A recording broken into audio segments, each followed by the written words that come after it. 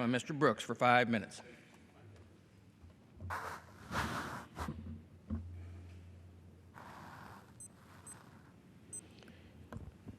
Mr. Speaker, President-elect Donald Trump opined in a tweet on November 27th that, quote, in addition to winning the Electoral College in a landslide, I won the popular vote if you deduct the millions of people who voted illegally, end quote.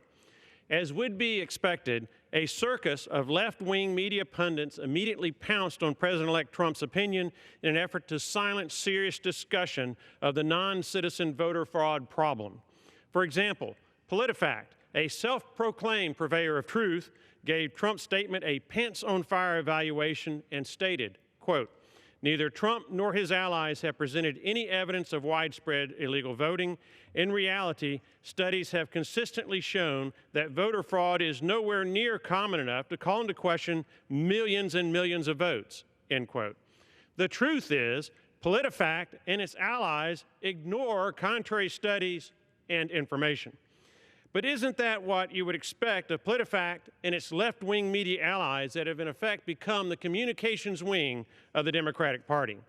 A 2014 study by professors at Old Dominion University and George Mason University estimated that non-citizens vote 80% of the time for Democrats.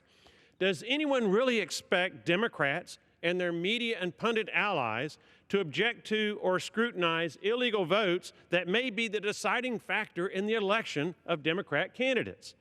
Let me give but one example of how tens of millions of non-citizens are a threat to register to vote and vote in America's elections. Alabama is my home state. Our laws limit voting to American citizens. That sounds pretty reasonable to me, that only Americans should vote in American elections.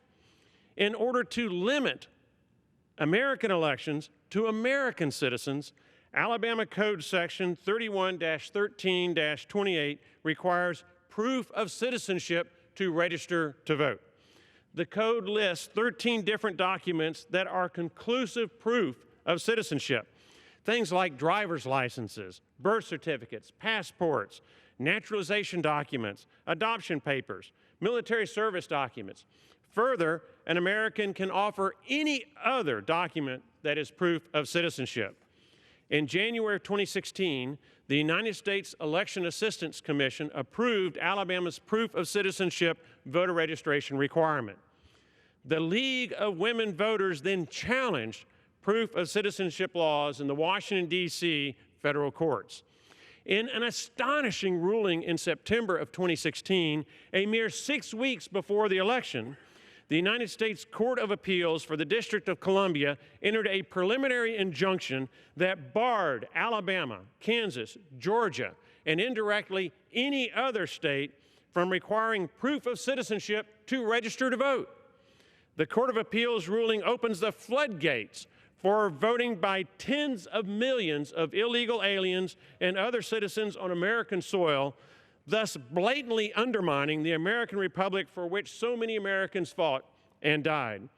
The dissenting opinion of the Court of Appeals Senior Circuit Judge Randolph well describes the court's ruling, and I quote, "Of utmost importance is that on the eve of a presidential election and elections for federal office, a court has issued an injunction forbidding Kansas, Georgia, and Alabama from enforcing their election laws, laws requiring those who seek to register to prove that they are citizens of this country.